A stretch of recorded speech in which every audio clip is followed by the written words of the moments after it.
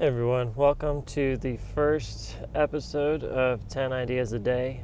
This concept is from a book from James Altucher, and he basically has this theory that if you're constantly creating ideas, then you eventually become an idea machine.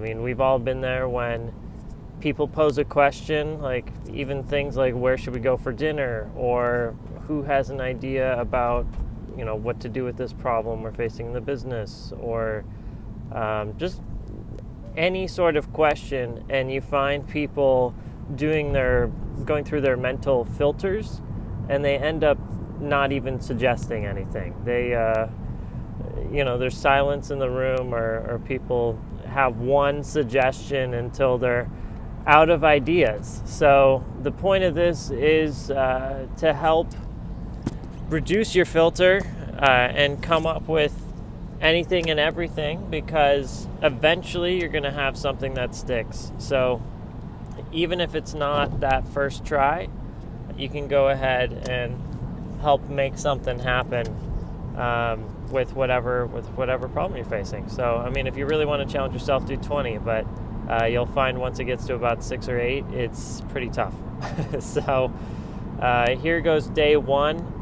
And I encourage you to do it along with me, because, pose your own questions, do it to whatever relates in your life, but it's really cool. So today we are going to be focusing on how, this is a good, that's the first thing you need to do is create 10 ideas about 10 ideas you're going to talk about. So maybe I should have done that beforehand. I actually want to talk about cars because I'm in traffic. So 10 ways you can improve the car. So one idea I actually had before, this is somewhat cheating, but imagine that we live in a world where cars can talk to each other, right, through some network, not unlike the internet, and essentially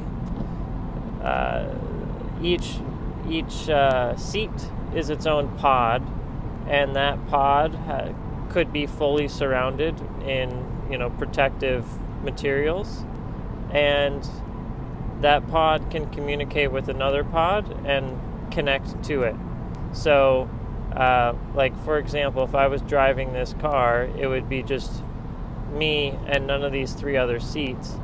And then let's say it knows exactly where I'm going, right? Because I put in a GPS location.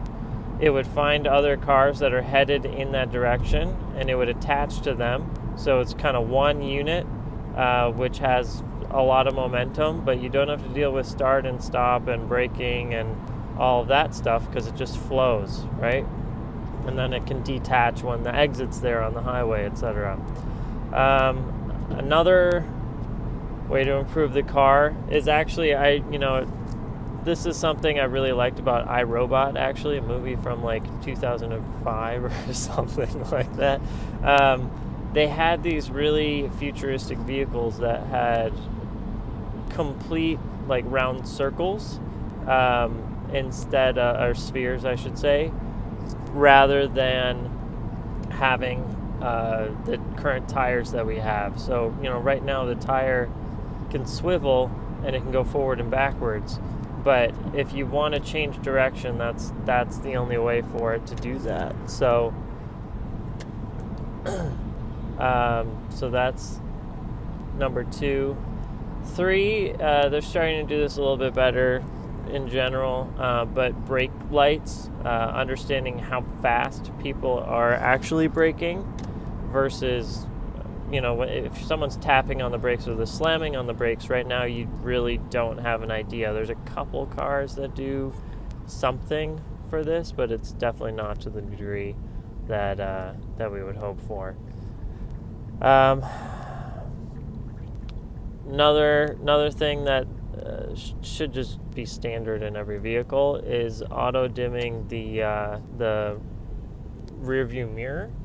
So right now some cars have this, but you have to pay for the premium feature if you want it. I think it should just be standard because I've I've been driving before when you can see, and I've been driving before when you can't see. And I don't know why that's not standard because I feel like so many accidents could be avoided.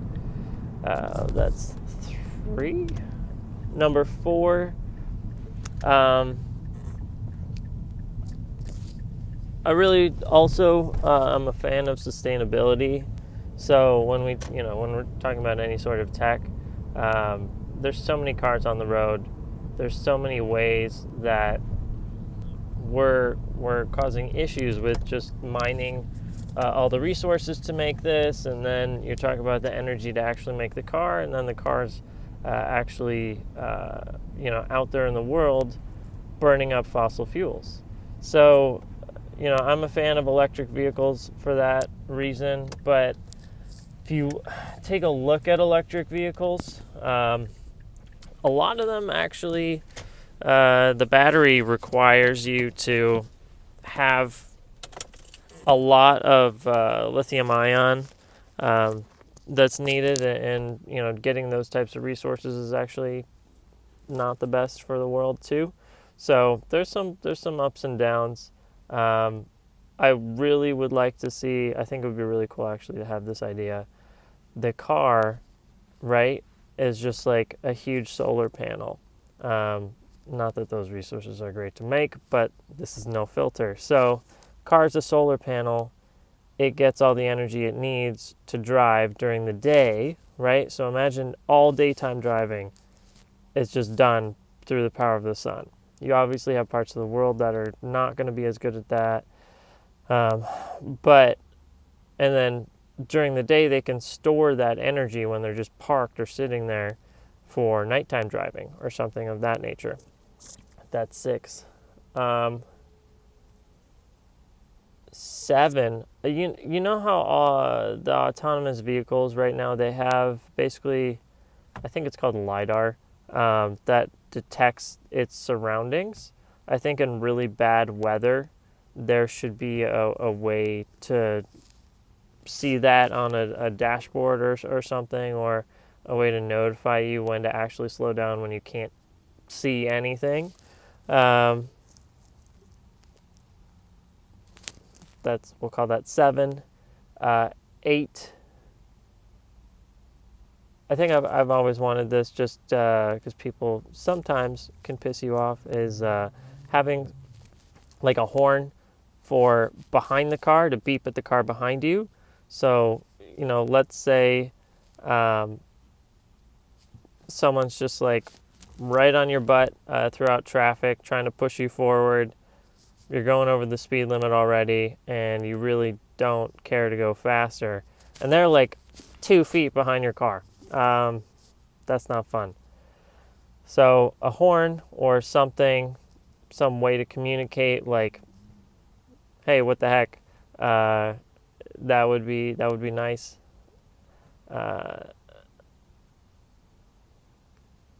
I've thought about this for 9. Basically, when it's raining like crazy, having something that could go in front of your windshield so that the rain like doesn't hit the windshield, it hits this top thing. I don't know, that would be crazy for drag potentially, but there might be a way to do it where it doesn't damage drag. But that would be cool. And then number 10,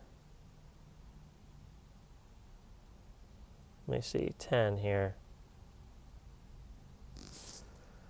Looking around the car. I mean, there's like, it's those types of enhancements for comfortability, but I don't want to focus on that today. How about this? We'll focus on safety. So they do a really great job at protecting you from the front and from the back, right? There's those crunch zones.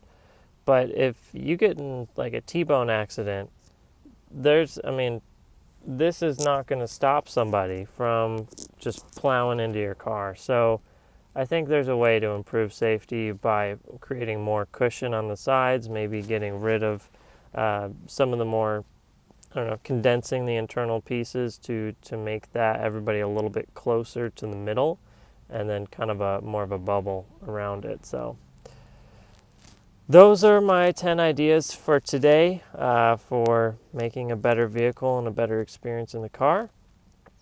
Check in tomorrow for more.